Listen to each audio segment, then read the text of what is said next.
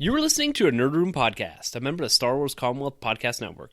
Be sure to check out more from the Star Wars Commonwealth on the web at starwarscommonwealth.com and take your first steps into a larger world.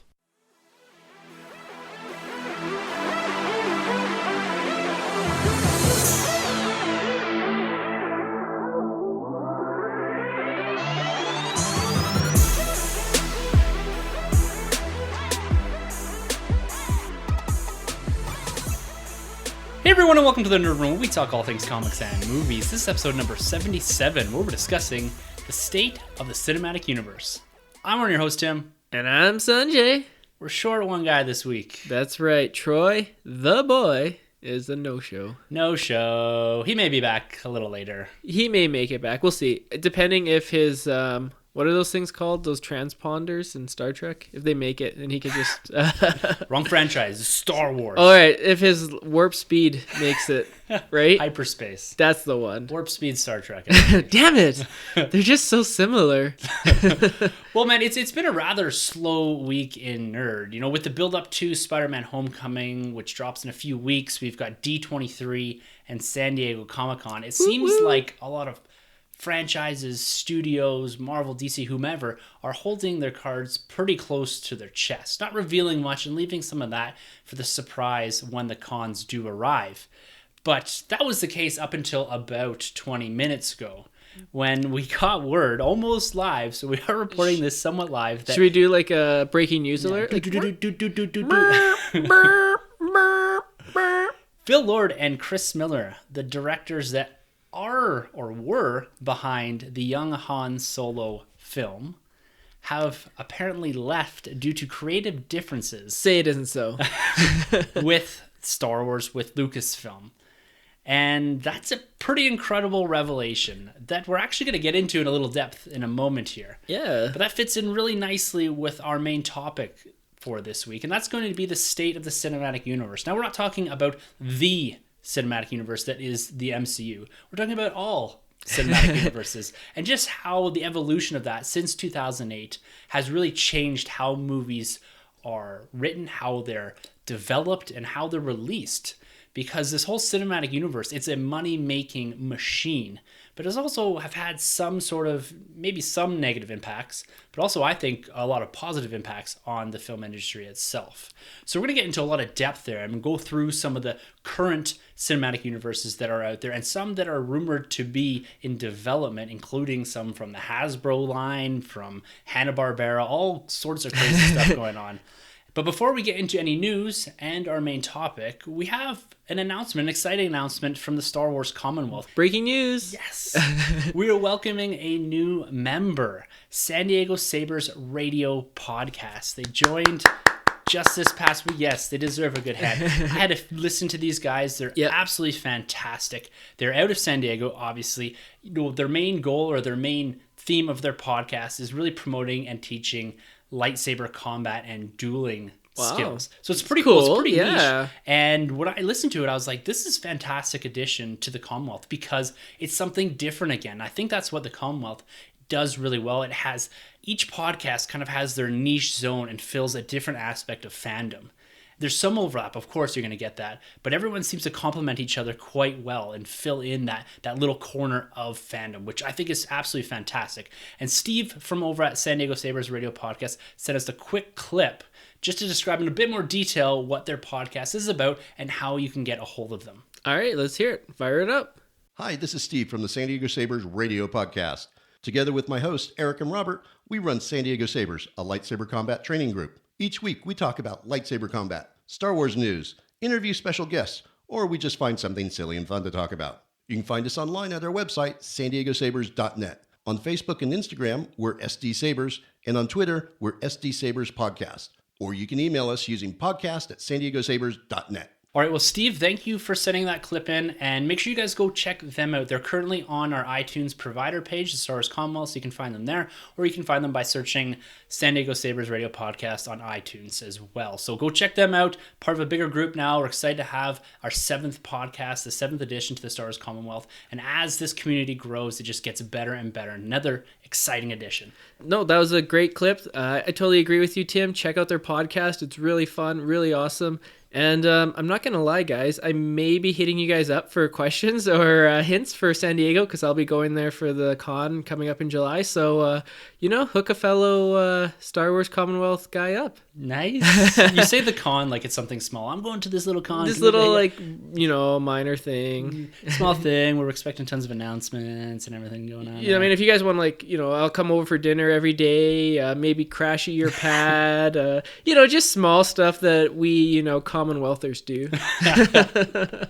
Well, I look forward to hearing more of them and look forward to collaborating with them as well. That's something that we do a lot here in the Commonwealth is we collaborate. We find ourselves on other podcasts. There's a Talk Star Wars Roundtable, which does include numerous members from around the Commonwealth, including Knights of the Commonwealth. Those are listeners interacting with the hosts in this kind of live formatted question and answer type podcast. It's really great. Make sure you go check that out on the Talk Star Wars feed. But that's another way you can see the San Diego Sabres radio podcast because they're going to eventually be on Talk Star Wars Roundtable as well. What do you think, Tim? Should we challenge them to Mortal Kombat and lightsaber dueling? Oh, I'm sure they would just clean up. We would die. I do have several lightsabers around here in various forms, from child to the ones that actually light up, but I'm guessing they have the proper equipment. So, truth time, do you practice battling with them, or are they just too collectible that you don't even take them out? Oh, I take them out one time, maybe several times. Troy and I had the little ones over here, and they were dressed up in Rey costumes, and we did give them the lightsabers to actually battle each other with. That's amazing. So it's quite funny. I did throw a picture up on Twitter once about that, and they really, really liked doing it. It was quite funny, giving them these weapons and saying, okay, you can only hit the sabers together, not each other. And by the end, they're cracking each other off. Of course, yeah, that's how you do it. Maybe I should get them to listen to the podcast, pick up on some skills in that. Well, you don't want them to beat you up. No, this is true. Yeah. All right, man. Well, shall we jump into some of the news this week? Let's jump in head first. All right. Well, it's been a slow week, like I said, but Star Wars, the fandom has been somewhat on edge for the past week or two. There's two big stories come out here, which has got people hovering around the big red button. And I'm not going to play into this hysteria of fandom. I know I do play it up a bit on the DC side. And it's going to be interesting hearing your commentary on this because when stuff like this happens for the DC extended universe, I'm the first one to jump all over it. Yes, you are. So I'm admitting my faults there. But now it's hitting home here because there are some issues, at least from the periphery, for the Star Wars universe. And that does have some effect on fandom. And again, like I said, I'm not going to play into this hysteria. We're going to talk about it and discuss it, but I'm not just going to amp this up too much. Let's play on the cautious end here. Nope, clickbait articles, Tim. Here's the thing.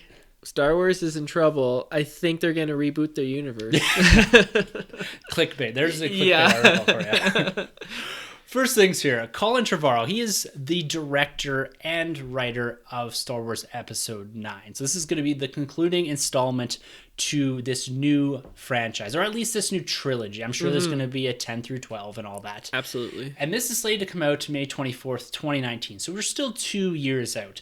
And people are starting to get a bit worried about the director, Colin Trevorrow. Okay. So a couple weeks ago, people were a little bit concerned with him writing and directing the film.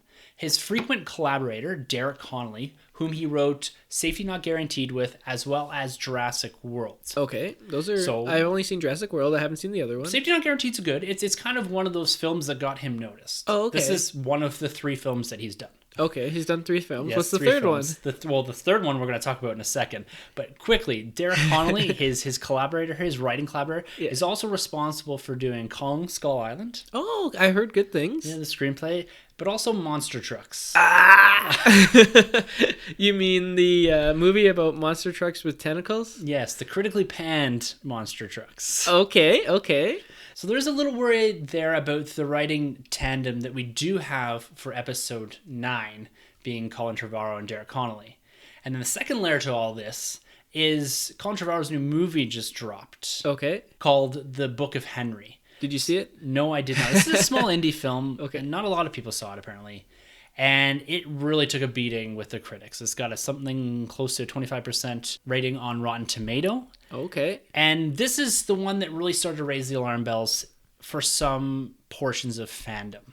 And this is something that I think because as fans, we're entrusting the legacy of these movies, the importance of these movies to these directors, to these writers. And I think that's why people are a bit up in arms about Colin Trevorrow's recent movie not really hitting well with people. But when you look back, like this guy, he directed Safety Not Guaranteed was his first film. Yeah. His second film was Jurassic World. Huge hit. Huge hit. So he went from something that domestically did almost $5 million to something that did almost $700 million. That's insane. Yes. That's absolutely insane. And he's gone back to this smaller indie film with The Book of Henry. It's made something like $1.5 million domestically. Okay. But it's not on the same scale of Jurassic World or anything like that. And that's where people are getting upset here. They're saying, well, is he the one that should be directing Star Wars Episode 9, the concluding piece to this first trilogy?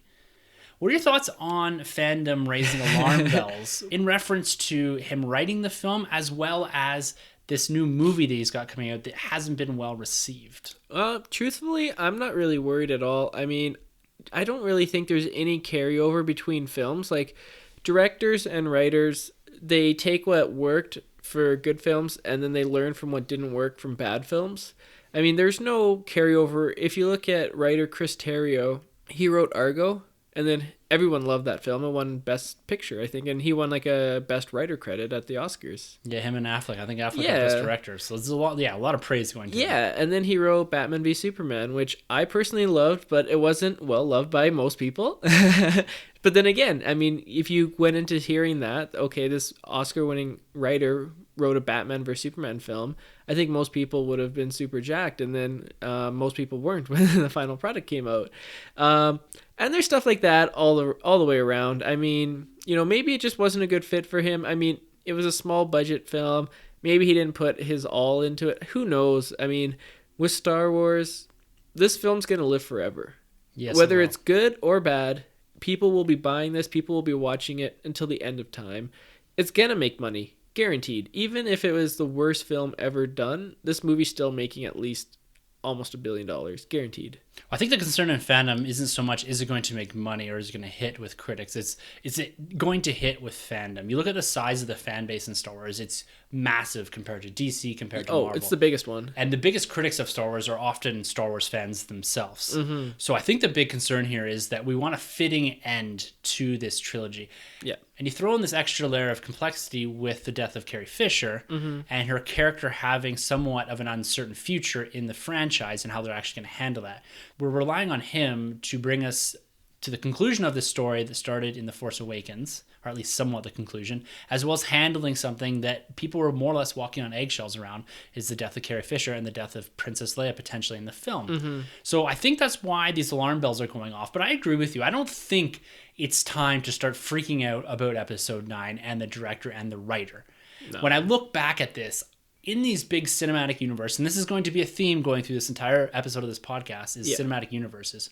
But when you look Take a drink every time Tim says cinematic universes. It's almost a mouthful, right? Yeah. But when you look back at what's being developed here, and you look at this long-running narrative, and you look at how the studios are approaching this, particularly when you look at Star Wars with Kathleen Kennedy and Marvel with Kevin Feige, this is something that isn't planned movie by movie. This is something that's planned years and years in advance. And it is tweaking small things to make certain scenes land, to drive the narrative towards a fan favorite or something. So they're going to switch things like we'll see probably with Wonder Woman. Overall, I think there's this context to the movie. Here's point A. We're going to point F. Let's develop the journey in between as we go through 2, 3, 4 movies, whatever. So when you look at a director, yes, he is helming. He does have that creative freedom. But there always is this overarching body. Now, whether that's Kathleen Kennedy or a group of people or the story group or whomever, there's a lot of people with their hands in this that have a lot at stake. And they've been able to produce Rogue One and The Force Awakens in the last couple years. 2 huge movies, hit big with critics and with fans. With fandom especially. Yeah. So that's the reason I'm not overly up in arms about this, is that I feel like there's a lot of, maybe not a lot, but are controls on this, and they do have an idea where it's going. It's not like they finished Episode 7 and then started writing Episode 8. Yeah. They had an idea where things were going. Yeah. And you have to have this overarching narrative within a sequence of movies. Otherwise, it just doesn't work. It doesn't make sense. You have all these things that J.J. Abrams set up in Episode 7 that are being picked up by Rian Johnson that then again have to be picked up by Colin Trevorrow. So I don't think we need to be worried at the fact that, he hasn't directed a big budget film, or he's only done one, and it was Jurassic World, and that's, when you look at the blueprints behind that, it's put big dinosaurs on the screen and people are going to freak out and love it. Yeah, This has a bit more depth to it, a bit more storytelling, and a bit more of a legacy to live up to. I agree. And the fact that this indie movie that he didn't hit, well, how many indie movies don't hit? How many indie movies don't ever make it to mainstream? So I don't think this is the time for fandom to get up in arms and say it's time to take Colin Trevorrow off of the project.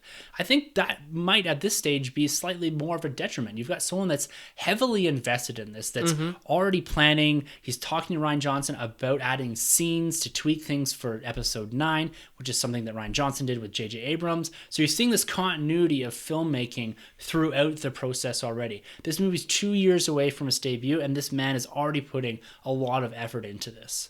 So I think there's a lot of controls there, and they got someone invested. I think we just let him do what he has to do. And when you look back at other film directors that are now praised for what they've done in blockbuster, in the cinematic universe, as well as some of their follow-on movies, guys like Joss Whedon. Yeah. So he did Serenity in 2005. Now, Never saw it.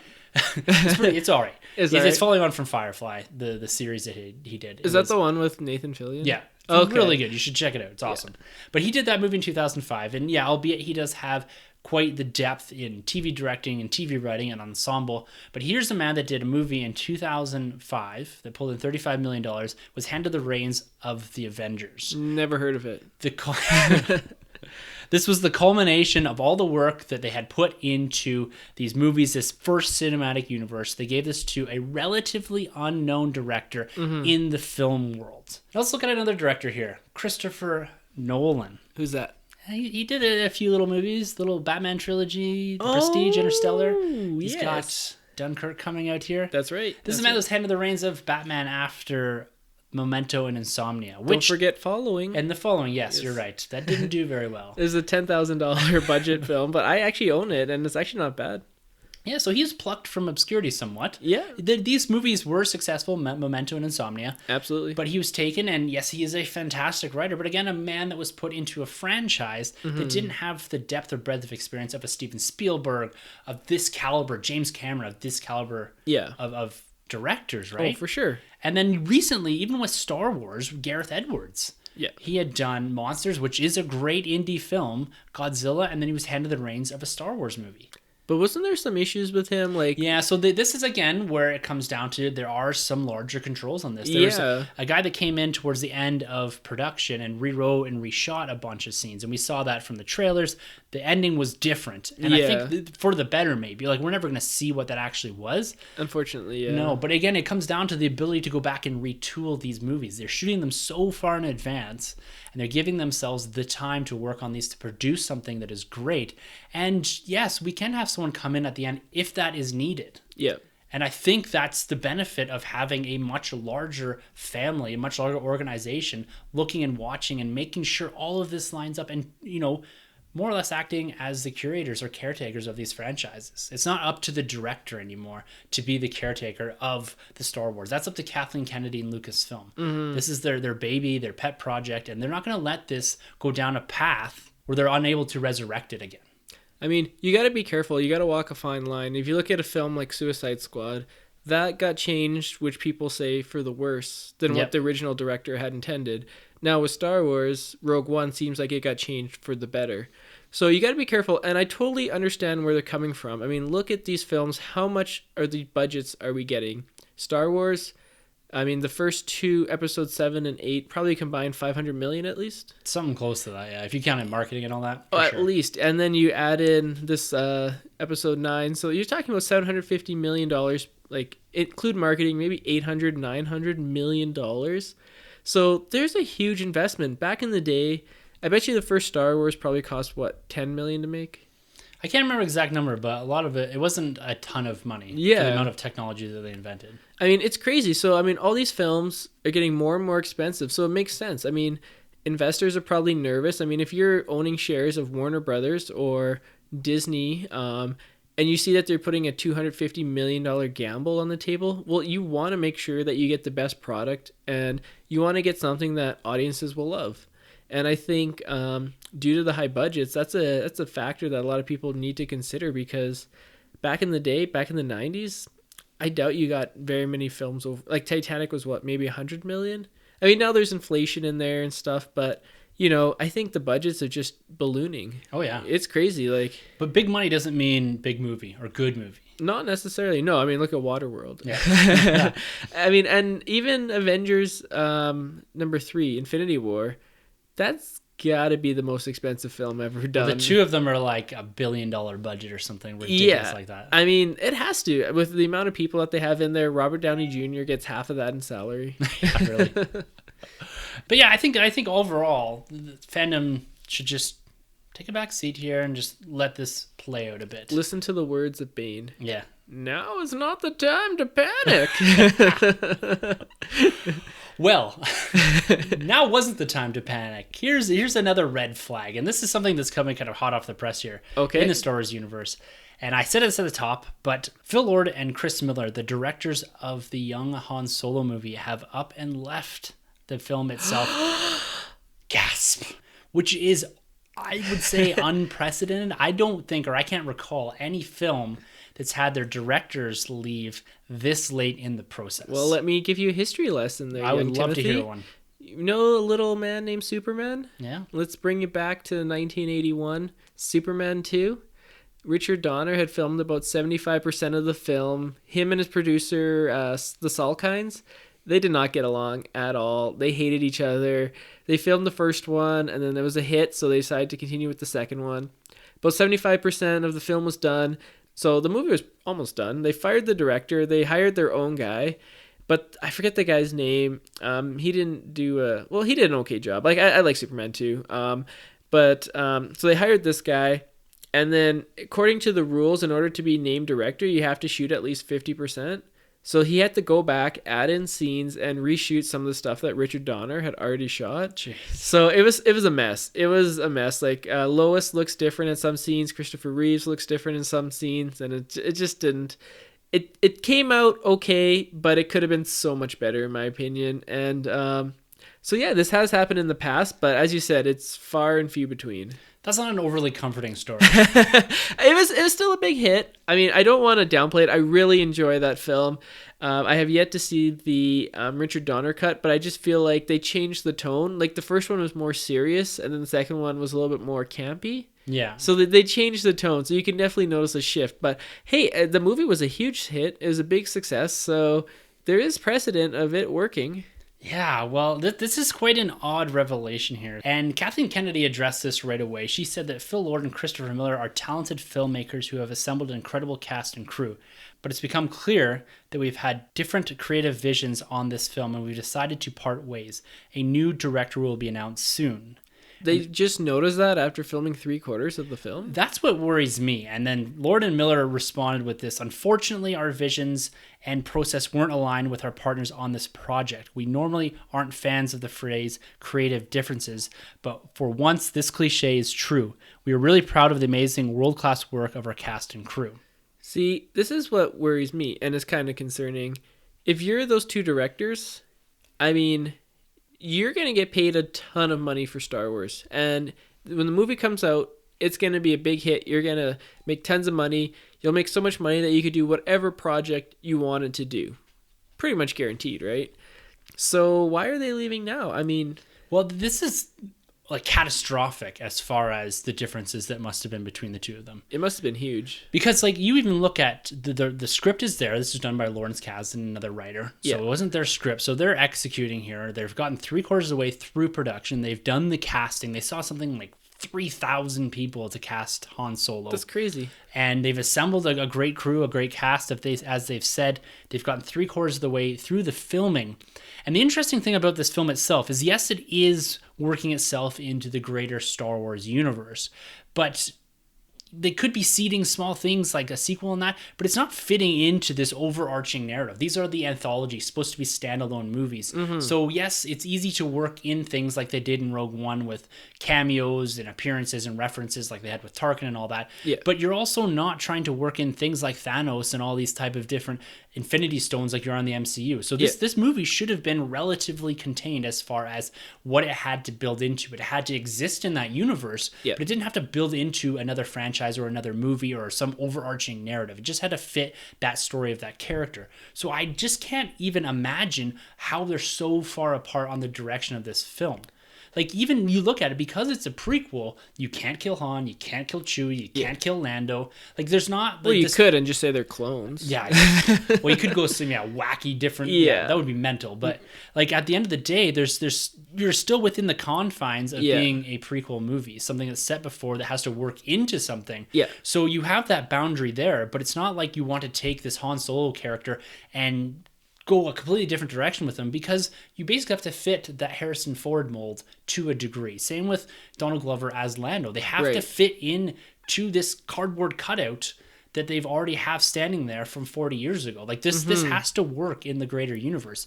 So having creative differences, I just really can't understand how they're this far apart, that they've parted ways. Like, that they've left this big movie that the Kathleen Kennedy has come out and said that basically we're in an impasse. Like, there's no way we're getting past this.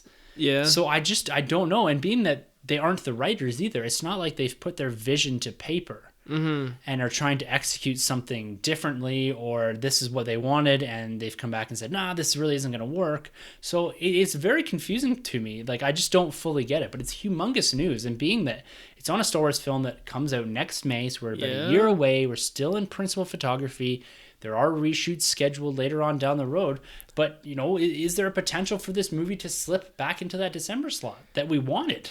No, because then Aquaman will get bumped. Well, yeah. Well, there's two ways you can look at this. Either the directors wanted to take it in some weird, wacky way, and Lucasfilm said, no, you got to fit in the confines. Or the directors wanted to fit into the confines of, what has already been established, and Lucasfilm wanted to take it in some wacky way. So hopefully it is the first one, where the directors were way off and they wanted to do something horrible with it, and Lucasfilm said, no, you guys, you guys got to rein it in. Because if it's the other way, I don't know. Like, I just can't imagine it's the other way. I can't imagine Lucasfilm's like, we want you to do this. Yeah. And they're like, no, that doesn't fit within our universe.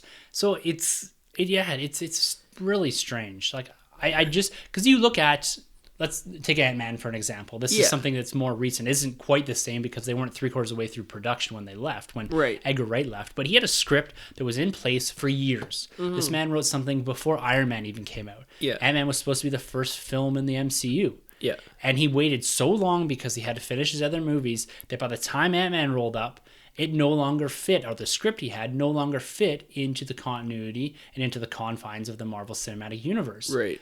And that's a perfectly valid example of where two parties can come to an impasse because he had an original vision and this evolved into something different along the way while he was making other movies. Right. That made sense to me. This one, I'm still really confused. I just don't get it. Yeah, I mean, I don't know if we'll ever find out what happened, and I don't know if they're going to have to go back and reshoot some of the film now, because if I'm a new director...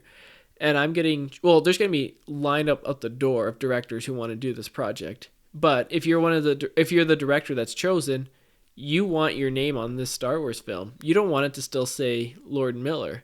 So they're going to have to do at least, some more reshoots. Big reshoots. And that's scheduled already, and that's going to happen. But you look at the process, you're like, it's fine to have all of the principal photography done and pick up reshoots, but then you've got to edit this movie together into something cohesive. Yeah. And so that's going to be the big task of the new director. Because of the amount that's shot already, it's going through figuring out what you've got and going back and saying, I need to pick up half the movie, a quarter of the movie, whatever, to make this seem like a seamless story. Right. And if they get to the cutting room floor and they decide that they've only got half of a movie, then maybe it's time to bring someone else in. And this is something that could have happened. They could have went back and looked at a rough cut of what they had and decided, wow, this just doesn't look the way we want it to. It doesn't feel, you guys don't have enough scenes here. It's not driving the Han Solo narrative that we want. And they kind of just said, maybe we'll agree to part ways. We'll agree to disagree. We'll go this way. You pick someone else out that can execute this film to a point. And then it comes to the editing. This is the next big step. And it's putting together a movie. So to be honest with you, we're not going to see the results of this until the movie's on the screen. Right. Because we've said it before, anyone can cut a trailer. If you can't cut a 2-minute trailer out of your 2-hour movie, then something's wrong with your movie. Right. Yeah. I mean, even bad movies have great trailers. Yeah. Well, exactly. That's the thing. If you, like I said, you can't pull 2 minutes out of your film of good footage to make people hype for it, then you should just throw your whole film out the window. Yeah. No, I agree. So I'm not going to incite panic here for Star Wars fandom, but this is somewhat concerning. But like I said, with Colin Trevorrow and with the whole idea of the Star Wars cinematic universe of Marvel and all that, is that there is a larger presence there that are watching over these things. And so I'm not concerned from the perspective of the narrative or what they're doing. It's just as long as they have the time. So if they have to step back and say, look, we're going to give ourselves an extra 6 months here just to sort all this out so we continue to produce the movies and deliver the movies that we've promised, I'm okay with that. I think that's probably the better way to go about it anyways. No, I agree. Because I really like the December stuff. No, join the Aqua team. So here's the question now. Who takes over? That is a really tough one. Josh Like, Trank. do you bring back a guy like Gareth Edwards? Yeah, Josh Trank, come on. Do you bring back Gareth Edwards to execute this movie? Like, he just finished Rogue One. I don't know what he's doing right now. I doubt it, because it seemed like they didn't have the best relationship. If they went and hired someone else to do a bunch of, editing to the end of the film. Well, to a degree, it might have been alongside him. Like, he may have agreed to this. Something like Zack Snyder with Joss Whedon, right? Right. Is that they've agreed that, I've got writer's block, or I've got something, I can't execute this to the full extent, and I need someone to come in, fresh blood, fresh take. You see this all the time. Joss Whedon added a ton to a bunch of the different Phase 2 MCU movies. You see this quite a bit. Even in The Force Awakens, J.J. Abrams had Lawrence Kasdan and a few others come in from time to time to clean up the script, to make things feel a bit more streamlined. So, like, one person, again, one writer can't do it all. Like, they have a vision. Executing something from paper to film is not an easy thing. You might have a vision, but it just might not look right. It might not come together. So having that fresh blood in there, I don't think is a bad thing. Yeah, no, I mean, I don't know who it's going to be, but it's going to be someone big. It's not going to be a no-name. It's going to be someone that's going to be, a veteran, I think, that'll just kind of shepherd this film into... J.J. Abrams. Like, do you bring back a Star Wars director? Lucas. I don't think that's happening. Okay, I got a crazy idea here. What about a down-on-his-luck director who was once the talk of Tinseltown? This guy, in the 80s was the man, but he hasn't had a hit in the last, 10, 20 years. Okay. I'm talking about Steven A. Spielberg.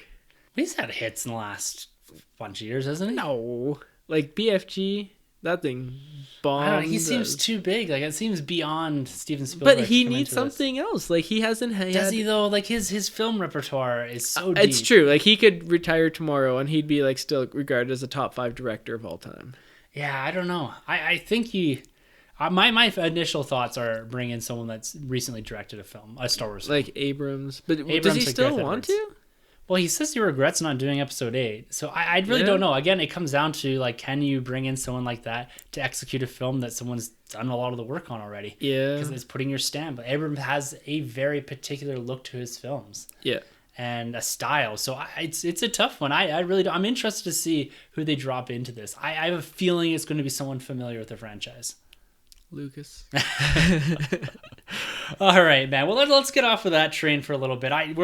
We'll tick that hysteria level just up into maybe the yellow or something. All right. So let's I agree. Let's get off, the mass hysteria of Star Wars and talk about some positive DC news.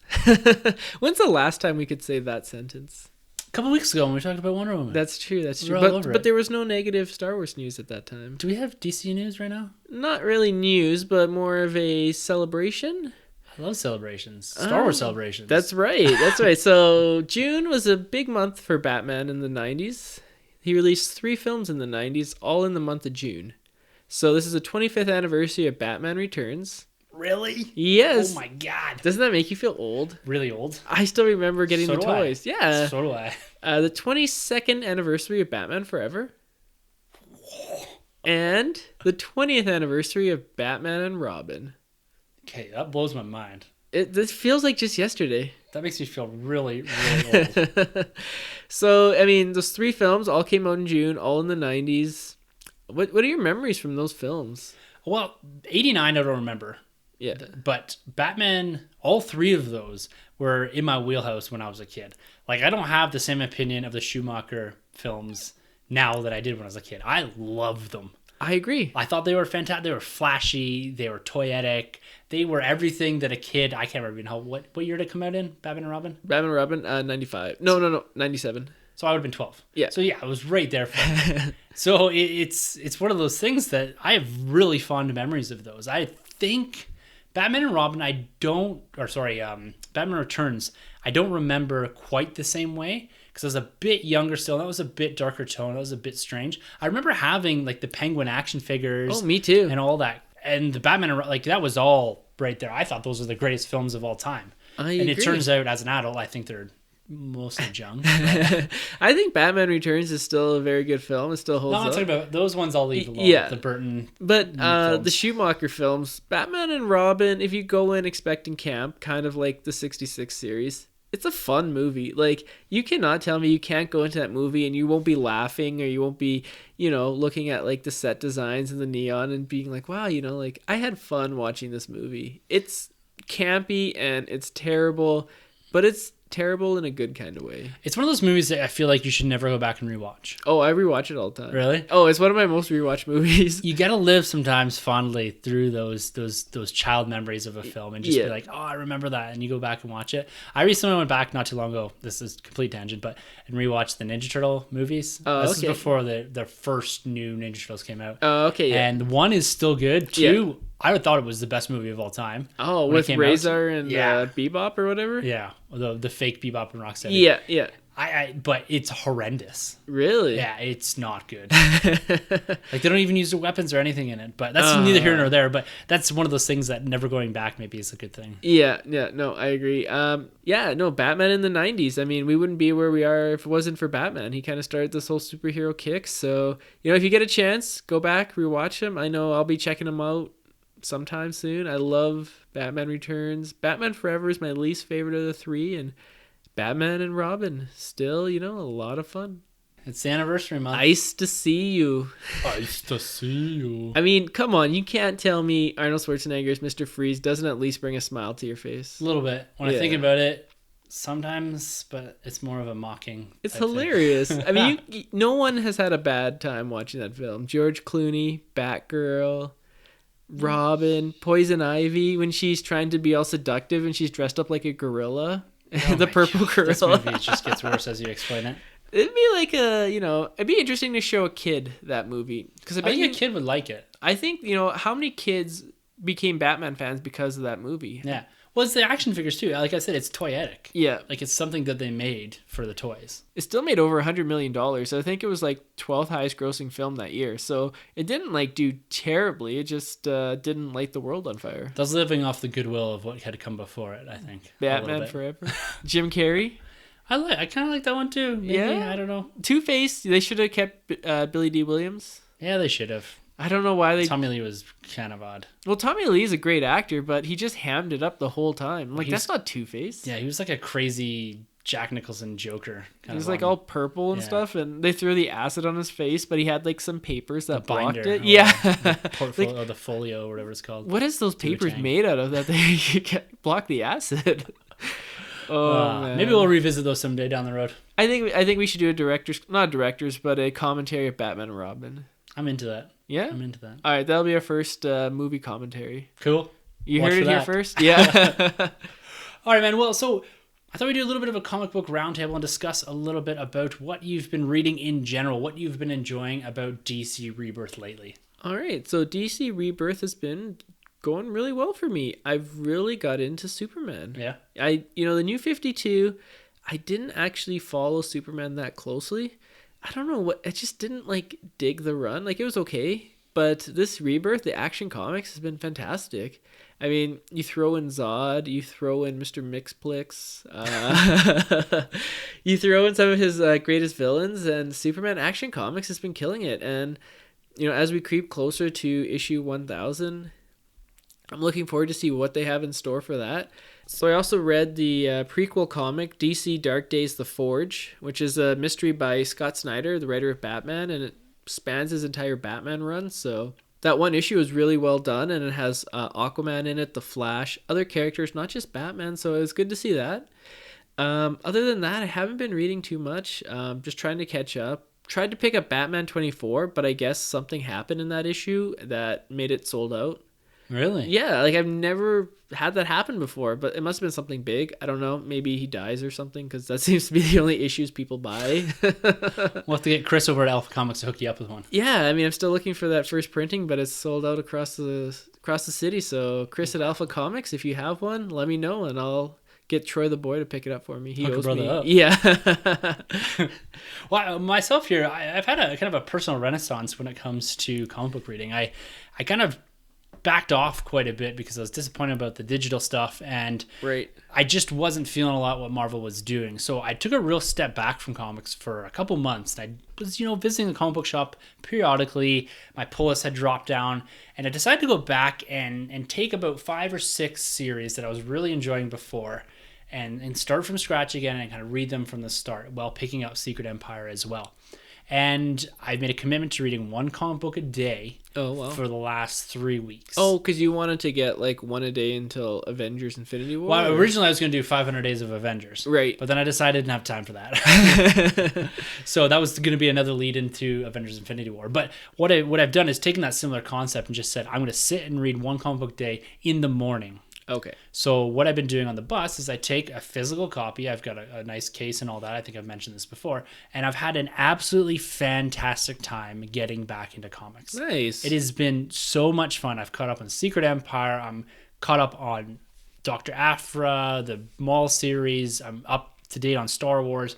Steve Rogers. I'm slowly adding in books again, and I'm just going each week and buying 2 comic books from the comic book shop. Okay, yeah, that's fairly doable. That's my strict limit. I'm saying I'm not going to spend a ton of money here. Right. I'm going to enjoy my quality books over the quantity of books. I'm not going to try to read every single time to every single event and all this. I'm going to just really concentrate on what I like, and I've really had a fun time getting back into comic books. I agree. Sometimes trimming the fat can actually work. If you read too many books, then you don't know what's going on, right? Like you read 8 books, you read Aquaman, you read Flash, Batman, Superman, Wonder Woman, Justice League, and then you're like, okay, I read all those, and then now you go read Aquaman again. You're like, what was happening again? Like, who is he fighting? What's going on? Whereas if you just read, say, Batman and Superman, okay, this happened. You remember. Exactly. Your brain can only, contain so much information. Yeah, and it's a consumption rate too. Like when I had 6 or 7 series, or even more than that, if I had a dozen or so series, I could only get through 1 or 2, and then I'd forget what was going on here, right. And then I would fall way behind over here. And so I've really thought about going back to trades as well. Right. Is series that I've heard good things about that I want to read, but I think in trade fashion it'll be a lot easier. Mm-hmm. And then just concentrating on the physical single issues for series I'm really enjoying. So that's kind of my personal story about like this, as I called it, the renaissance that I'm going through with comic book reading. And I'm excited about comic books again. And nice. I'm really happy about that. And I've veered completely away from the digital. I'm back to physical copy only. I insert the digital copies, so I do take the sticker off on all that, but I'm just reading the floppies now. I really have fun with it. Yeah, floppies. Well, it's good to have you back reading the floppies with me. I mean, there's nothing better than sitting down, opening up a brand new comic book, and just reading it from cover to cover, and just being enthralled with the art and the story. And it's good to have you back. Yeah, well, I'm enjoying it, and I'm really excited for what's coming down the pipe here because Star Wars, or Marvel, just recently released Phasma #1, the first few pages from it. Oh. And so this is coming out in September on Force Friday. So this is coming along with the Journey to the Force Awakens. And this is a story that's going back and bridging that gap between the Force Awakens and The Last Jedi with Captain Phasma. So what happened after Han and Finn threw her into that trash compactor. And the panels that they did release do show what appear to be those final moments of The Force Awakens from the perspective of Captain Phasma. Oh. So it looks pretty cool. The art looks absolutely fantastic. I'm excited for this series. It's a 4-issue miniseries, I believe. So it's going to be quick. It's going to be short. It's going to be one of these series that I'm really excited to pick up. Yeah, that's good. That's good. It's always good to have something to look forward to. Yeah. So what's your comic book pick of the week after all this comic book talk? After all this comic book talk, my pick of the week, Action Comics 979. So as I said, as we race towards issue 1000, we have this storyline of Superman fighting a team of villains, not unlike the Sinister Six from Spider-Man. So we got Eradicator, Cyborg Superman, Mongol, Metallo, and they're trying to recruit General Zod. So it's kind of neat to see. I love the villain team-ups taking on Superman. It's pretty interesting because they're always like, it's the only people strong enough to take out Superman as a team of supervillains because no one supervillain could do it. So let's see what they got. And I'm a big General Zod fan. I always go back and forth, but I think at this moment I can definitively say General Zod is my favorite villain in comic book history. There you go. So anything that he's in, I love reading, and I love him in both his movies. So yeah. Awesome. What about you, Timbo? Well, I'm really, like I've said in the past, I think I've recommended every issue of this series is Secret Empire. And then I'm recommending right now Secret Empire number 4, this continuation of this large arc, but centered around a Hydra Captain America. Oh. And this revisits from issue number 3, Ultron and Hank Pym, what's going on in this whole battle between Captain America, Hydra, and the Secret Avengers type sect led by Tony Stark, the Underground as they're called. And there's a revelation at the end of this comic book, but it's an absolutely fantastic series, and it's coming out quick enough, and it's being supplemented by Captain America issues as well. There's lots of tie-ins, but I'm only sticking with the main title. I might eventually go back and pick up some of the trades for some of this to get some of that supplement to bulk out the story a bit. But like I said, you can get through this story with only a couple books. You don't need all of the tie-ins, and I think that's where its strength lies, is that it's a good story, and it doesn't require you to read every single tie-in. Oh man, how frustrating is it when you get a tie-in and there's like one panel that connects to the main story? That's the worst. Drives me batty, and it's just a marketing ploy just for you to pick up the comic. I fell victim to that in the first big crossover event that I ever read was AVX. Oh, you went all out, eh? I went all out. I got everything, and I realized that half of it didn't really play relevance to it. It added to the story, yes, but at the same time, I didn't need it. So I spent you could, in an event, you could spend hundreds of dollars. Oh, absolutely. Have you ever read any of the tie-ins and actually found that it actually improved on the main storyline? The only, and I don't even know if I'd consider them tie-ins, but you when you look at some of these events, if they're Captain America centric or Avengers centric, usually the Avengers book, like if you look back at Hickman's Infinity event that he did with Thanos, and when I was reading the Avengers and the New Avengers along with the Infinity main books, those really complemented that series, where I think the Captain America complements this as well. Oh, yeah. So they weren't necessary, but they really enhanced the story. And I think that's one of the prime examples. But other than that, the Star Wars ones are doing it right almost, where they do have what they call like an alpha or a beta comic, where they have a single issue that kicks off the event, and then it's played out in the ongoing issue. So it does wreak a bit of havoc on those that are kind of purists and just like to read through a single run of something. Right. Because you're not going to get the full story. Like if you're reading Star Wars, you have to kind of be reading Dr. Aphra as well. Yeah. So you're kind of getting sucked into that you have to read a tie-in to get the full appreciation for the event. Mm-hmm. But again, it's only, I think it's 5 issues. It was the main single issue, the one shot, and then 2 issues from Star Wars and 2 issues from Aphra. So realistically, for Screaming Citadel, you do need Aphra because it builds into it. But at the same time, going back and forth, you can get the most of it without getting too many tie-ins. So to a degree, yes, I'd say that sometimes, but I don't think that for Secret Empire you need to be reading the Inhumans tie-ins or anything like that, or the X-Men tie-ins. I don't even know if they're tying into it, but you don't need a lot. You get the gist of it, I think, from this. I think you benefit from reading the main series, of course, and there's 1 or 2 you can pick up, but overall, I'd say probably 1 or 2 supplemental books to an event will make the experience better for you. In a whole generality, I guess. Yeah, no, that makes sense. So, all right, man. Well, we're here to discuss today the cinematic universe, the state of it. Okay, and what really let's do it. spurred some of this conversation was an interview that Kevin Feige did alongside Amy Pascal of Sony. This is glorious. This was almost beating out the sad Batman. Oh, the sad Affleck is gone. Let's retire that, okay? It's now the gulping Feige. So what Sunjay is referring to here is that Kevin Feige, Marvel's CEO, he's remained quite adamant that Spider-Man, the Tom Holland Spider-Man that was debuted in Civil War and whose solo movie we're getting here in a couple weeks, that he's part of the MCU and anything else that Sony's doing is their own thing. And this has been something that Feige has been pretty straight on for the entirety of this. What is Sony doing? This Venomverse type thing that we've talked about in the past. Right. And he was sitting alongside Sony's Amy Pascal, who's in charge of the Spider-Man universe, or at least whatever they have there at Sony. Right. And they were doing an interview together, and she goes on to say, this is in reference to the Venom movie that was asked by the interviewer. This is a German website, Film Stars. So she said they will all take place in the world we're now creating for Peter Parker. Oh, okay. There'll be adjuncts to it. There may be different locations, but they'll all still be in the same world, and they will be connected to each other as well. Wow, that changes my excitement level for Venom. Yeah, well, if you go and watch the video, Kevin's Feige reaction is priceless. It's amazing. It's hilarious. He has this, what in the hell are you talking about? Look, like, it's almost like she has no idea what she's talking about, and she's just putting something out there. Right.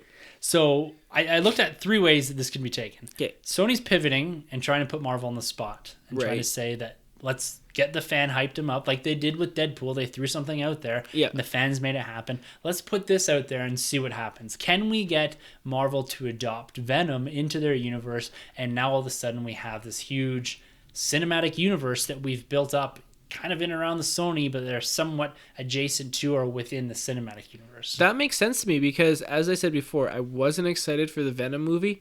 Knowing that there's a possibility that it connects to Tom Holland's Spider-Man, infinitely more excited.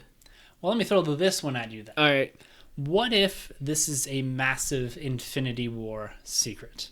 And the reason Feige reacted that way is because she just gave away this huge thing that was going to be in Infinity War. You look at the landscape in Infinity War. We're going to be combining the cosmic with the earthfaring. Where does Venom come from? That's right. Secret Wars, wasn't it? Yes, it was Secret Wars. He comes from the stars or whatever. He comes from the symbiote planet, actually, as they established recently. So could it be that Venom is actually teased at the end of the Infinity War saga, and Spider-Man 2, which will pick up after Infinity War or after Avengers 4, is going to actually be teased in there? Wow. I had I didn't even think of that. This is why I come and do the podcast. That would be huge, and that would be a game changer, and I hope it's true. Yeah, like, you look at what we've got. Venom's in Guardians of the Galaxy, or was, no longer is. Venom Space Knight. You've got this whole cosmic thing going on. Could this symbiote basically hitchhike his way onto Earth on one of Thanos' ships or something to that effect? Right. It's hard to read his face. When you put that into perspective, you're thinking, well, maybe he's just like, shut up. Right. And the other thing is that she has no clue what she's talking about. That's a strong possibility. Sony doesn't strike me as a very competent studio of late. No. I haven't been, that impressed with their offerings of movies for the last couple of years, and neither have a lot of fans. So, yeah, I mean, that second one, though, has got me really hyped, and I hope that is. But you think if that was the case, there must be some sort of non-disclosure agreement or something that they would have taken away the interview and removed that part. I don't know, free press, man. I don't know. Like, Feige just refused to comment on it. And during the interview itself, and he did say after that there are no plans to include him in the MCU right now. So he is playing a bit to it. He's trying to be, I guess, not so much antagonistic towards Sony here. They've built some of a relationship, and hopefully they can go forward with this. So it'll be interesting to see how this develops. And if we do get a tease in Infinity War, what they're going to do about all this. Right. Part of me still thinks that it's just a bunch of, like, she just, for whatever reason, decided that she needed to put Feige on the spot there, which I'm sure he didn't appreciate. Yeah. But there's a possibility that there's something bigger in the works here. Who knows? Let's hope so, because, the good thing about having two studios do these films is Marvel Studios has only a limited amount of money. It may be a lot of money, but it's still limited. So they can only put out maybe 3-4 movies a year. Yeah.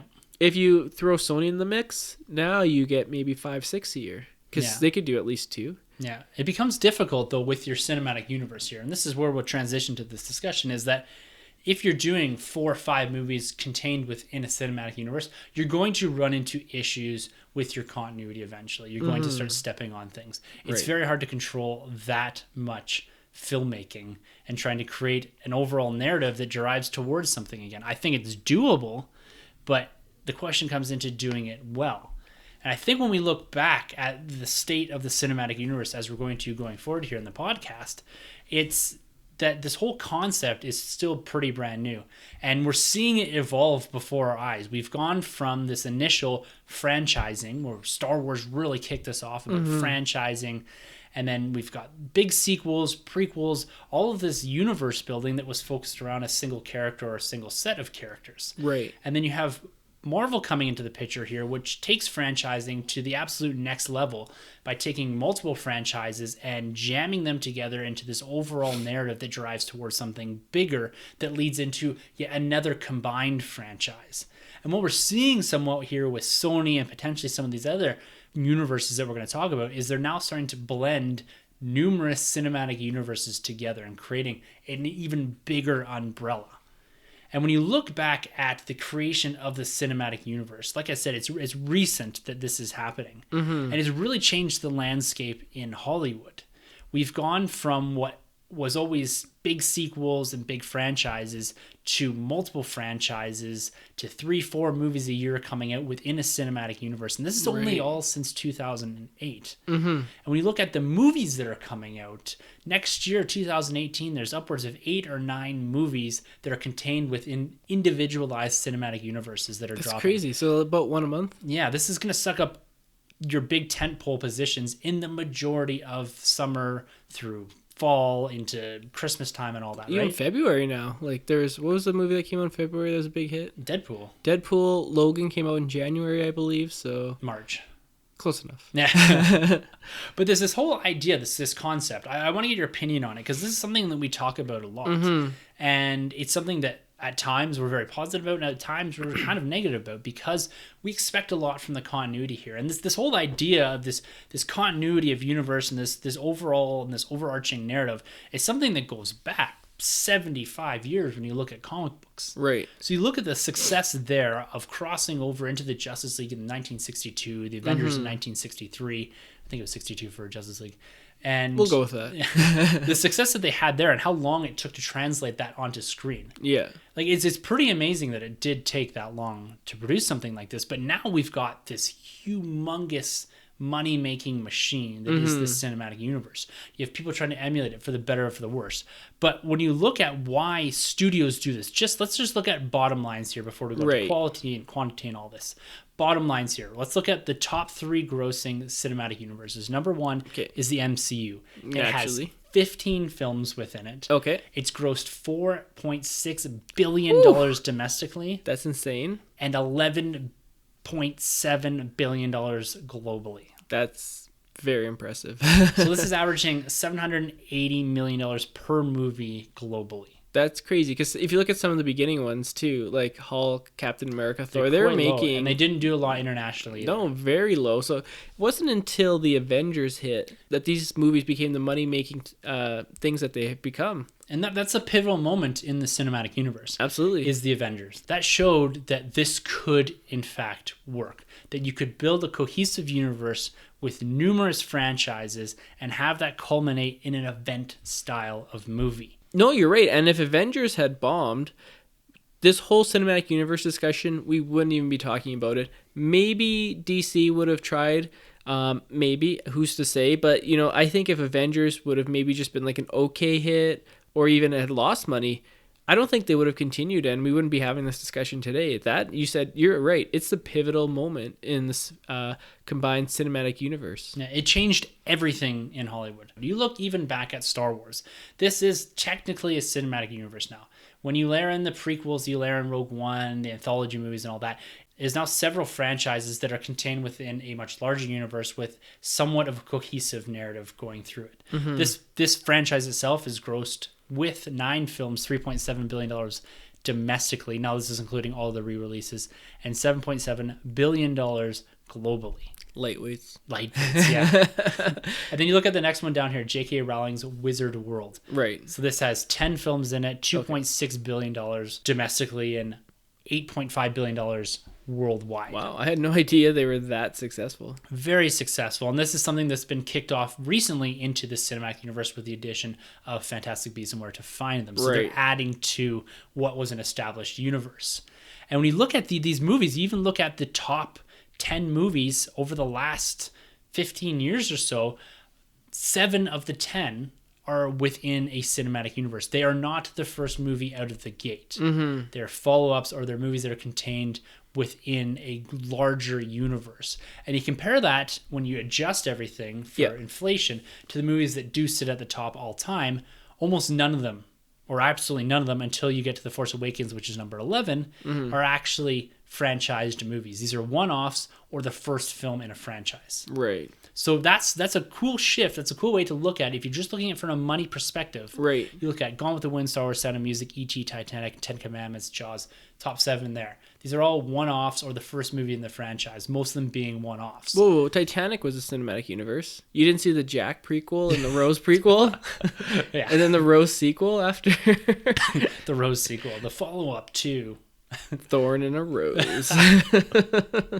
But when you look at that comparison there from the film adjusted gross to the present day representation, so your unadjusted gross, where you've had a complete shift in what movies are making the most money. Do you think that this has bettered the film industry, the cinematic universe itself, this continuum of storytelling through multiple franchises? Has this made Hollywood better, or has this allowed them to become somewhat complacent that you can rely on a brand now instead of relying on the quality of a movie? You can put a Transformers movie out every single year and it will make $1 billion no matter how shit or how good it is. You mean having them go back in time is not a good idea? Yeah.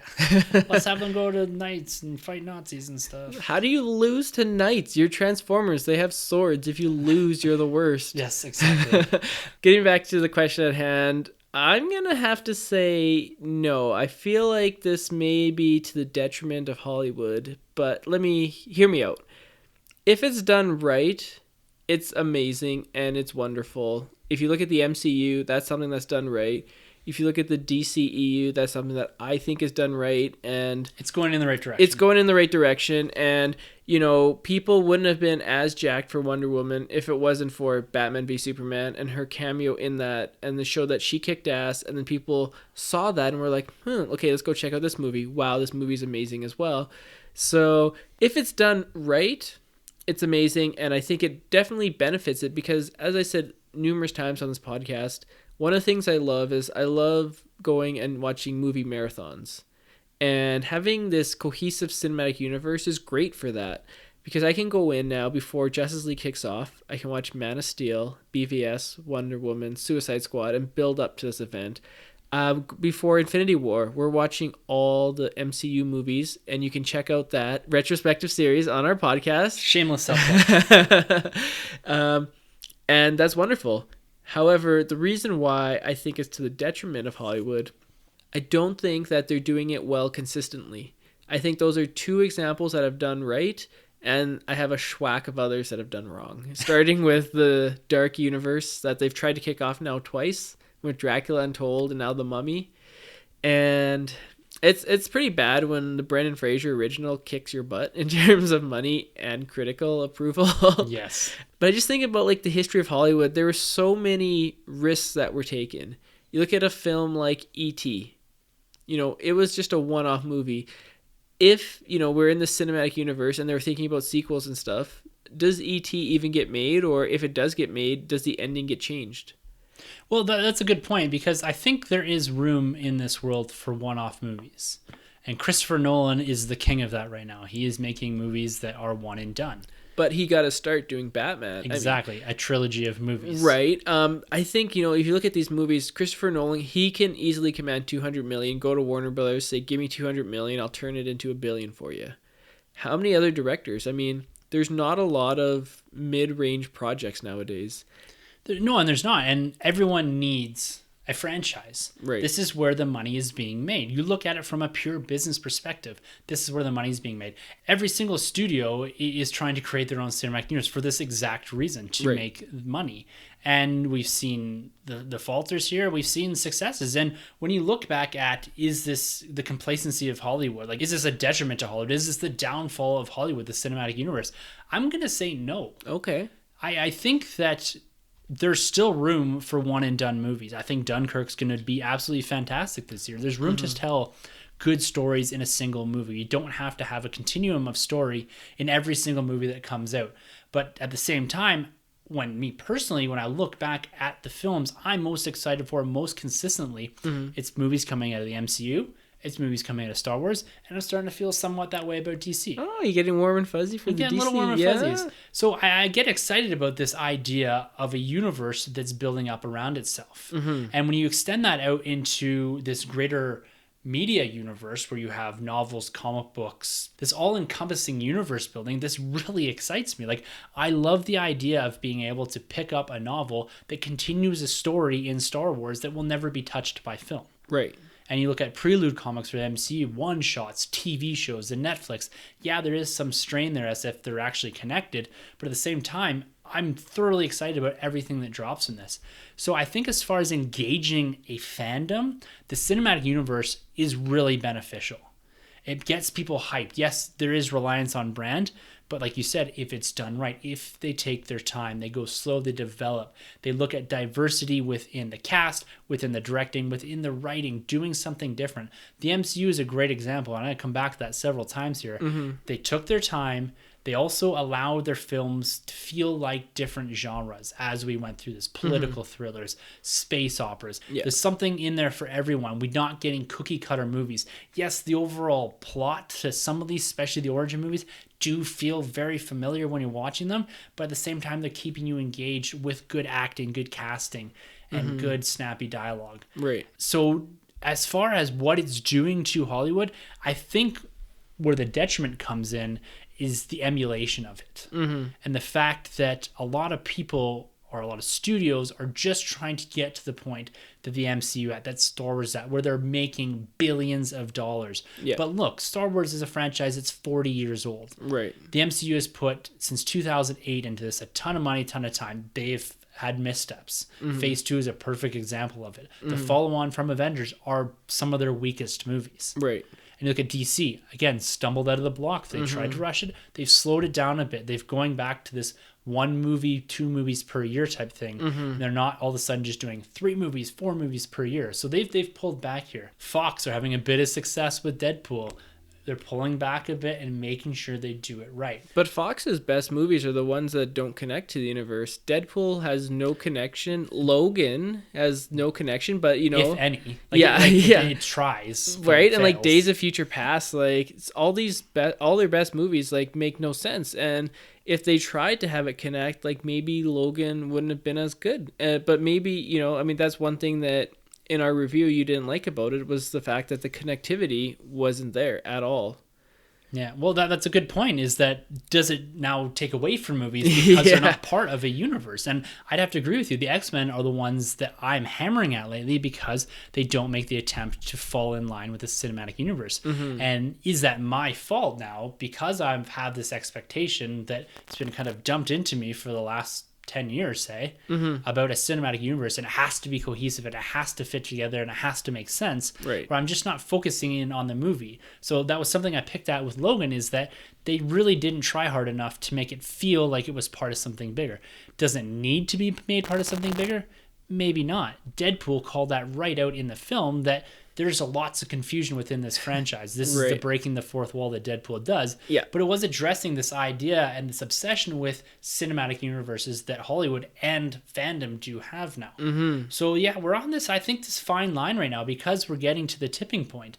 And we've discussed if we're ever going to get to the saturation point of comic book movies. And I think we can extend this into, are we going to get to the saturation of the cinematic universe? Are we going to get tired of this ongoing narrative that drives towards something where we never feel like we get a full one and done movie, a movie that's self-contained that you can just pick up and watch? You don't have to watch now the previous 14 movies to understand what's going on in Guardians of the Galaxy Volume 2. Right.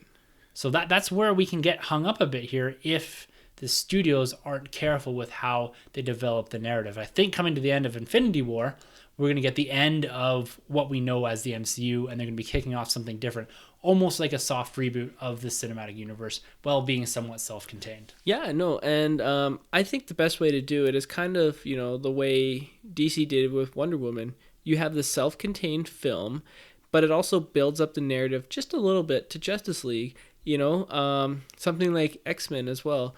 You know, if they were to give me a Wolverine film, and then a Cyclops film, if they're self-contained films and then you show them in an X-Men kind of event film, kind of like the MCU Phase 1, I think that was really well done, where you had these self-contained films. So you have Iron Man, Hulk, Thor, and Captain America. And, they didn't really drive that narrative. Nods, just nods. But yeah, but like if you look at Thor, like there's not as much.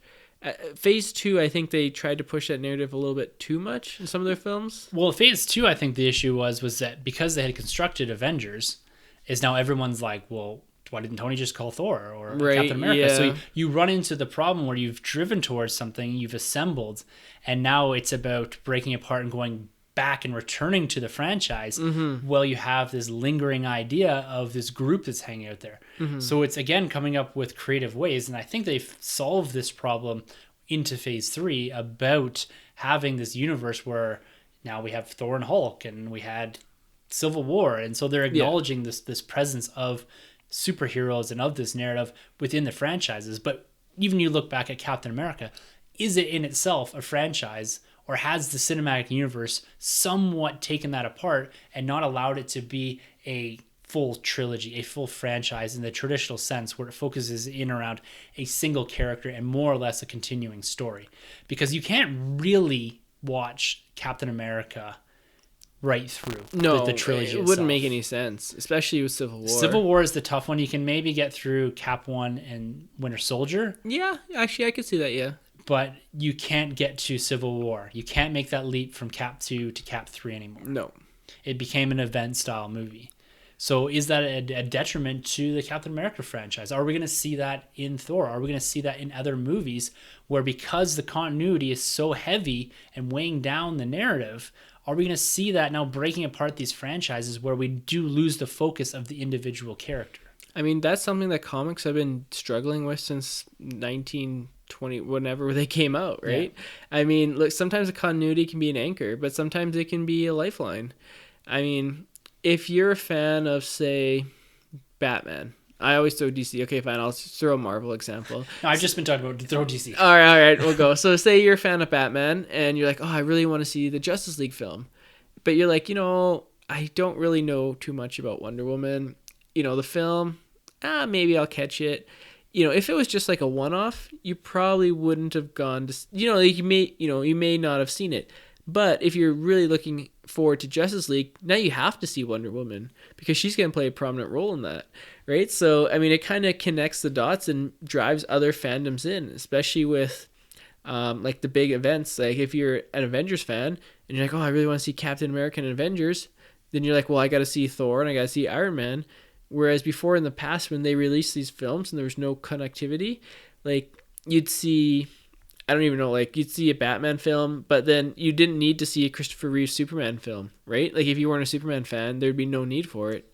Whereas if they had a Justice League back in the 70s and 80s, then yeah, I think you would have had to go and see him, and then they probably would have done a little bit better, like Superman 4, Quest for Peace.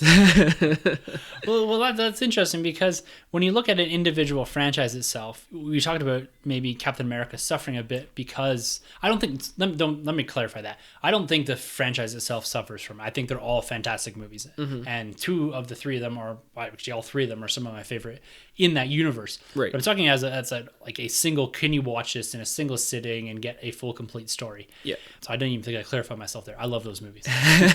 But do you like them? I love them. You should see the look on his face when he said that. He doesn't even say that when he like says I love you to his wife. Like that look on his different face. level. Yeah. But you look at a character like Hulk or Thor, who maybe has benefited from being part of a cinematic universe, because would we have gotten a continuation of the Thor franchise outside of the cinematic universe? Probably not. Maybe not. Maybe not after Thor 2. Yeah, because that one, I don't think it even made back its money after marketing. Probably was pretty close. No, this is one of the ones that probably would have fell by the wayside. Yeah. And you look at Hulk, we wouldn't see Hulk unless he was part of an Avengers movie. He can't be part of a solo ongoing franchise anymore because of the rights with Universal. Right. So in some degrees, yeah, it takes away from maybe a continuation of a single character story, but it also allows us to explore different characters.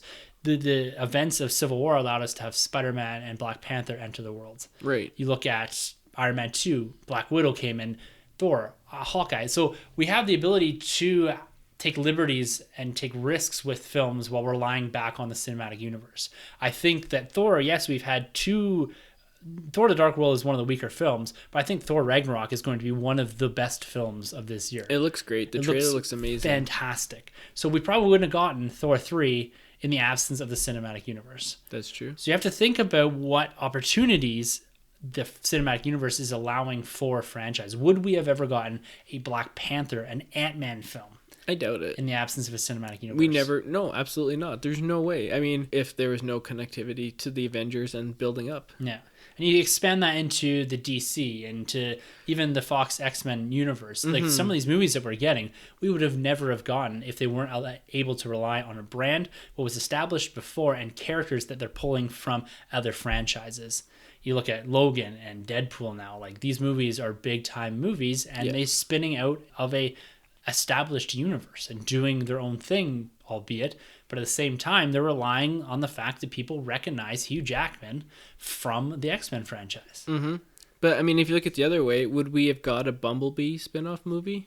So this is the other side of the coin, right? Like, we just talked about some really good positives. Yeah, yes. those are the best. I think if you look at the shining examples, it's MCU, it's Star Wars, DC, Fox. I think those are the four that are doing it the Even best. Harry Potter. I guess Harry Potter. Somewhat of a franchise, but at the same time, it's beloved movies. They went, I think, 7 or 8 films there, which is, again, unprecedented. Yeah. But yeah, there is a flip side to this whole discussion, and that's films like Transformers. That's films like this dark universe they're trying to establish. When you look back at it, in this dark universe thing, would we have gotten a Mummy reboot? Would we have gotten a Dracula Untold if they didn't have this crazy idea that we're going to create this universe? Hopefully they would have been better. I didn't see the Mummy or anything like that, but this is one of these cinematic universes that Universal is trying to put together, this dark universe. And it's been rumored for a while. They did somewhat confirm it, I believe, last year at Comic-Con, where they had the Mummy, Frankenstein, Wolfman. Johnny Depp was cast as the Invisible Man. So they're trying to put something together here, but the first 2 movies that tried to kick it off, Dracula Untold and The Mummy, have both fallen flat. Yeah. So, I mean, what do they do now? They have all these plans, but, all it takes is just one good film to get it back on track. This is true.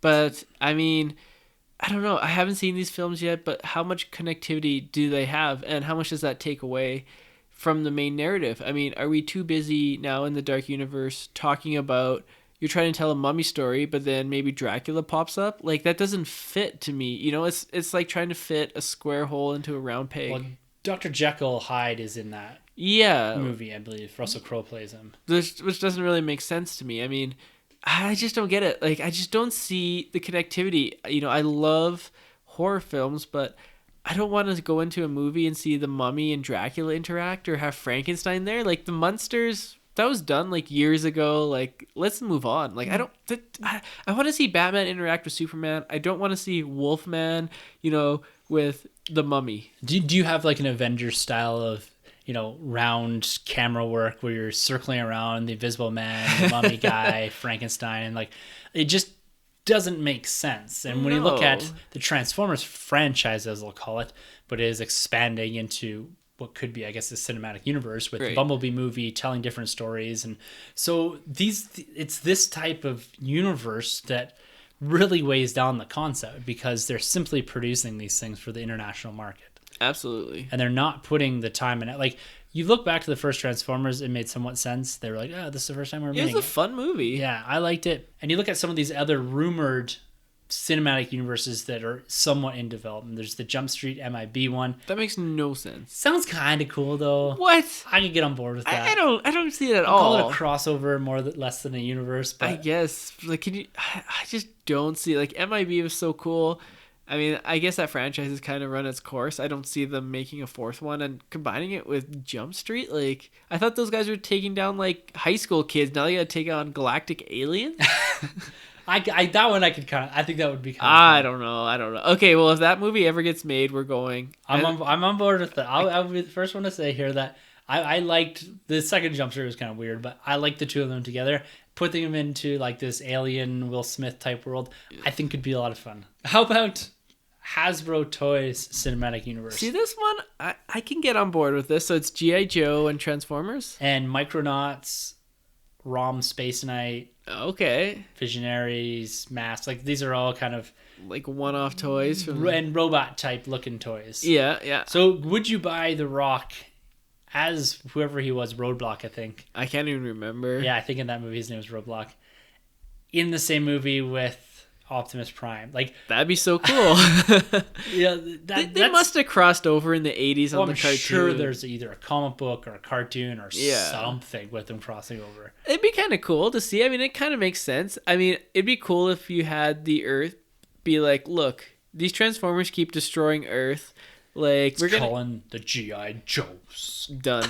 That's a $1 billion movie. Call like the ship guy. And the problem with some of these toys is that a lot of them are very 80s toys, which are a bit out of my wheelhouse. Yeah. So there might be some appreciation for something like that outside of that, but the children today and the audience that you're shooting for aren't going to appreciate this franchise for maybe what people slightly older than us would. Yeah. Like, they're not going to know who the Space Knights are. Like, yes, No they one can build knows these who they franchises up, Micronauts and all this. Like, they're going to have a hard time building that because even with this Mummy or whatever the hell it's called, Dark Universe, there's a reliance on character recognition to build this.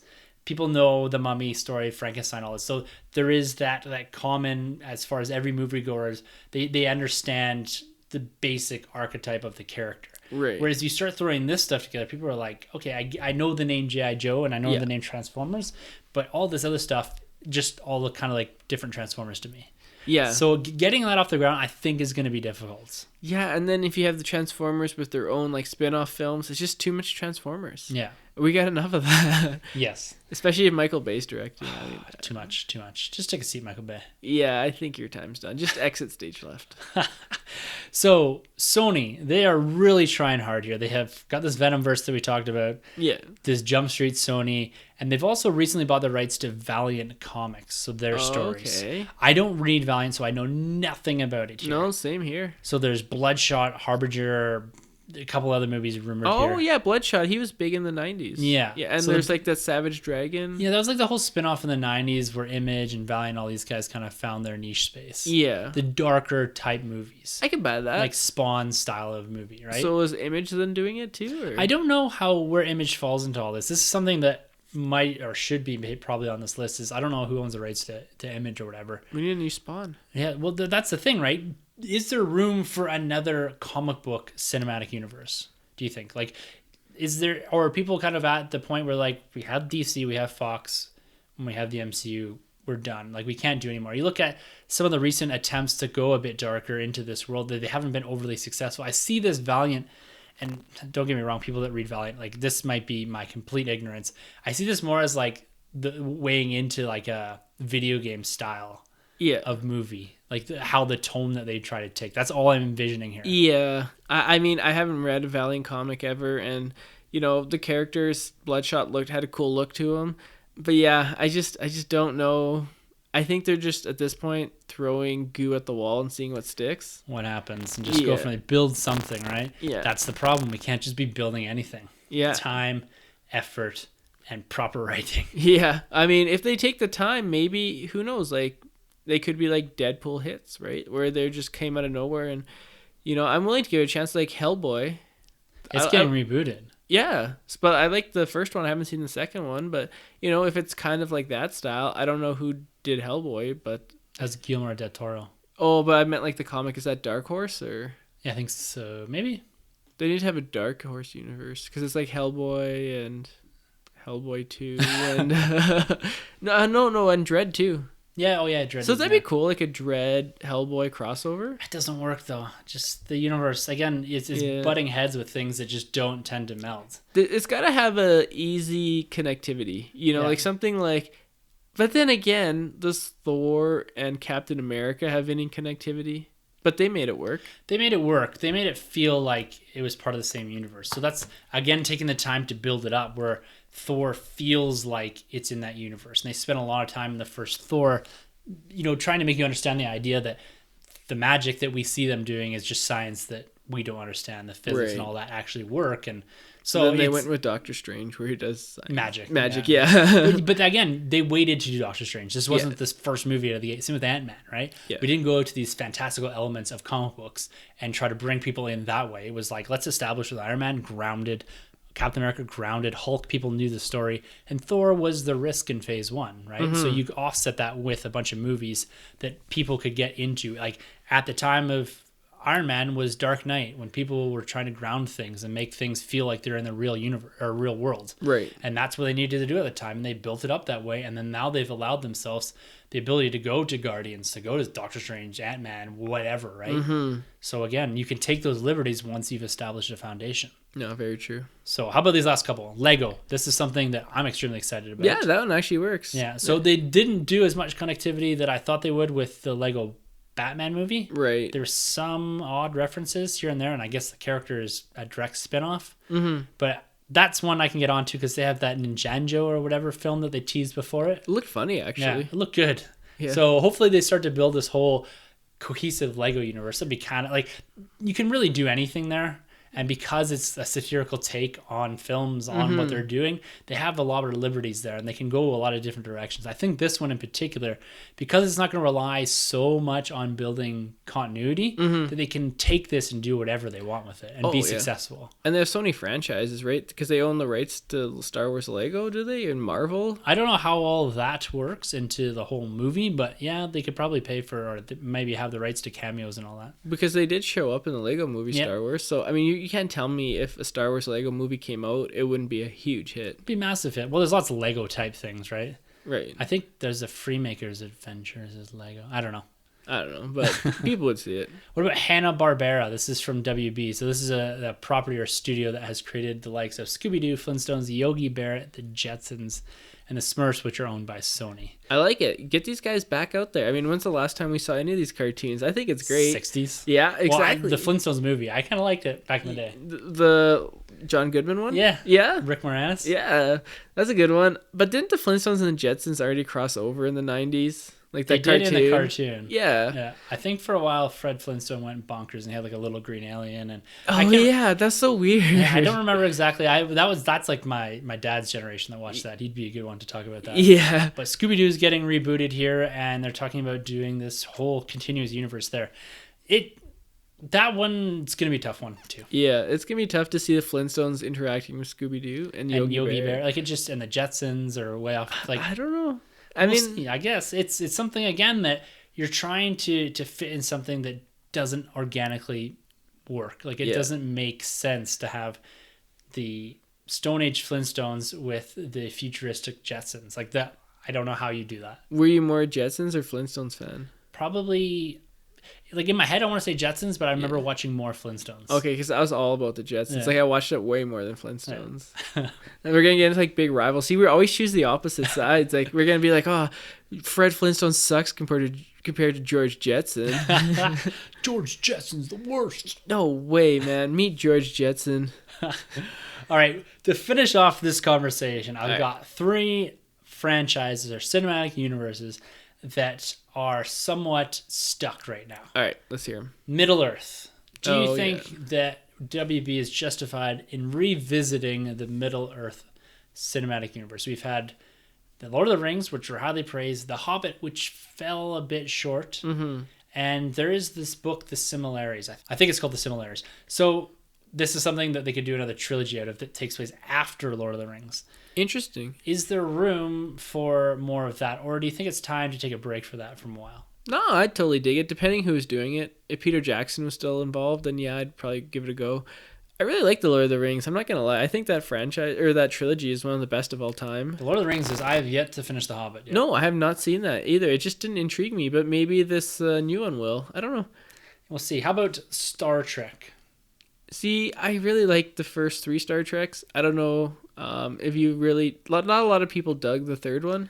I wasn't a big fan of the third one. It didn't do as well in theaters, so I think they're moving to TV. Yeah, they got that show coming out, Star Trek Discovery. Yeah, it keeps getting pushed back or Yeah, something. I think they dropped a poster and official release date, I think in January Okay. of 2018. So it's still a ways out yet. I mean, I like Star Trek. I know I might be in the minority here. I think it's a great franchise that gave us films like Wrath of Khan, the J.J. Abrams one, and I really dug Into Darkness. Yeah. A lot of people shit on it, but I thought it was pretty good. I mean, being someone who didn't even watch any previous Star Wars films, and I didn't see Wrath of Khan, I really liked it. Star Trek. Star Trek. I'm in.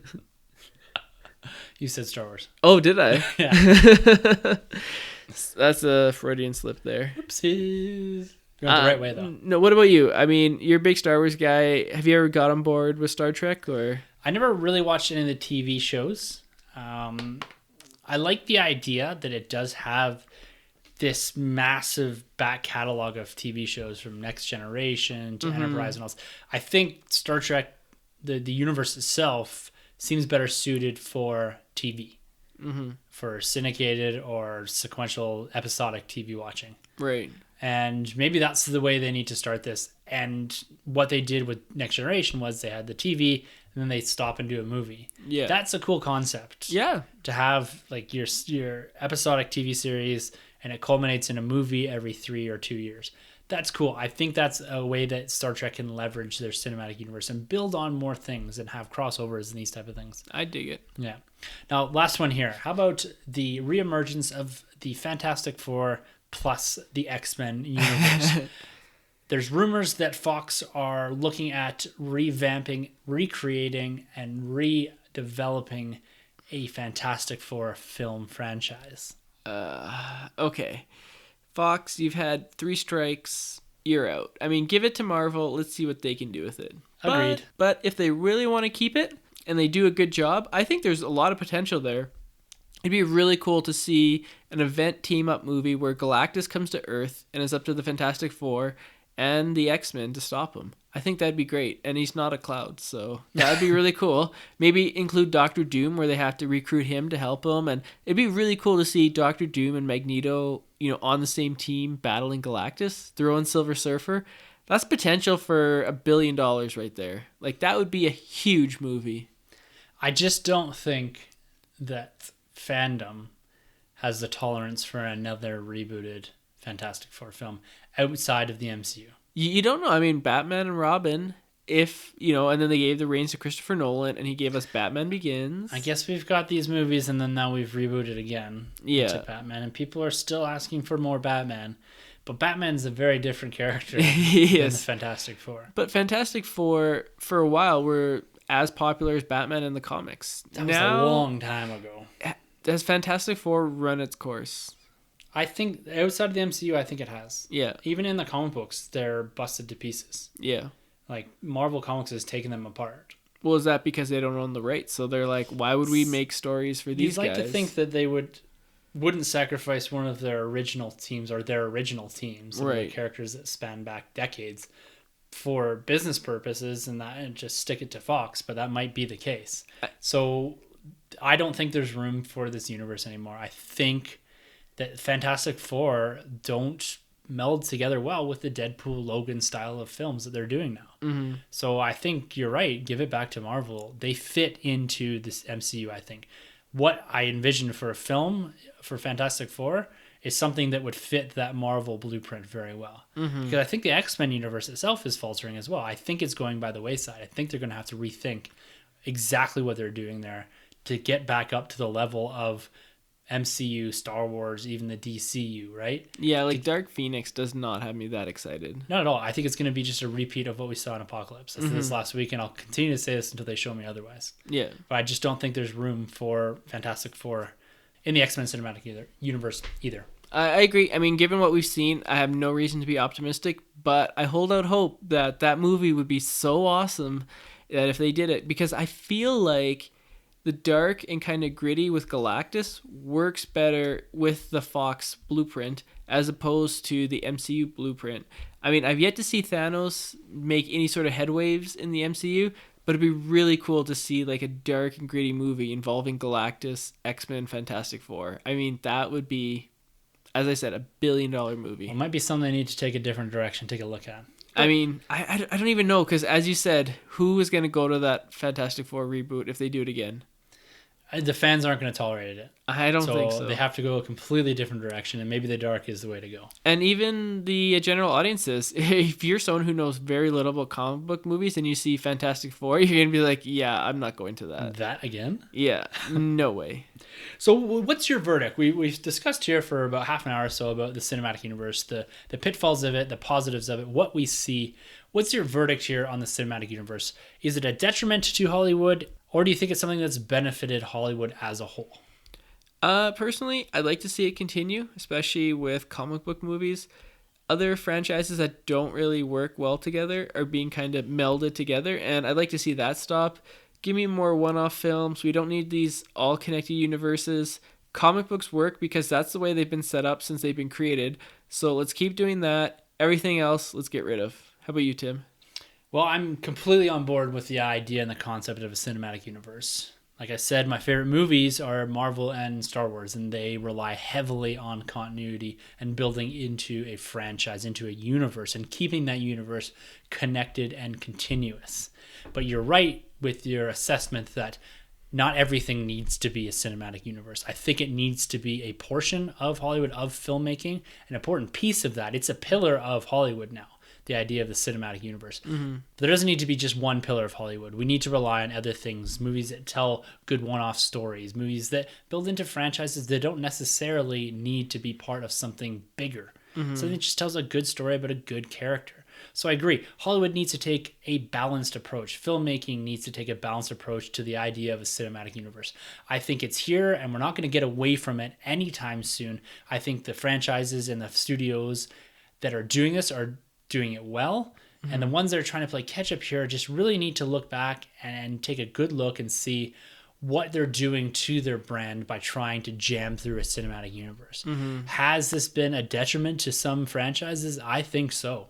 I think this has really beat down that dark universe. This has really hampered the X-Men universe. But at the same time, it's made movies what they are today. It's the movies that we've come to expect and love. It's the movies we spend the majority of the time talking about on this podcast. Right. So I think there's always going to be room for the cinematic universe, but it doesn't need to be the only thing in filmmaking. A balanced approach is the way to go. I agree.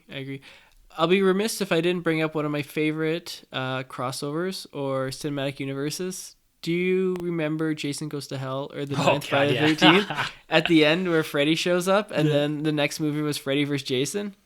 Awesome. How cool was that? That was at like the early stages of crossovers and all that. Yeah, that was one of the first ones. Or Batman and Robin when Batman says, "This is why Superman works alone." And the first hint towards the larger universe. They didn't go anywhere with it, but who knows? Maybe in an alternate universe, there's a crossover where Nicolas Cage is Batman, or Nicolas Cage is Superman, and George Clooney's Batman had a cinematic universe.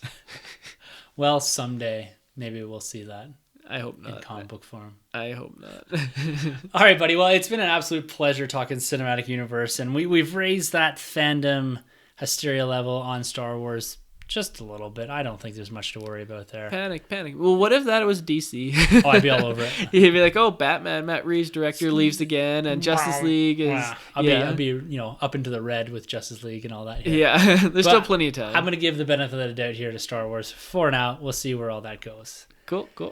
And if you guys would like to be a part of the show, you can always get a hold of us at thenerdrm@gmail.com. You can comment our Facebook or YouTube pages, or you can hit us up on Twitter. Our handles are at the end of the episode. We're always looking for you guys to contribute. Next week, we're going to be returning to do our Spider-Man Homecoming prelude. We're going to be talking through and doing some predictions on the film and trying to bring some of Troy's vast Spider-Man knowledge into the frame here and try to do a little bit of early predictions on what we want to see and what we think we're going to see in this brand new Spider-Man standalone film. I'm immensely excited to discuss that next week, and I can't wait to get into our Spider-Man next couple of weeks of episodes. I can't wait until they finally announce that Aunt May movie. It's coming. It's being teased. There was rumors. Yes, there was. Oh.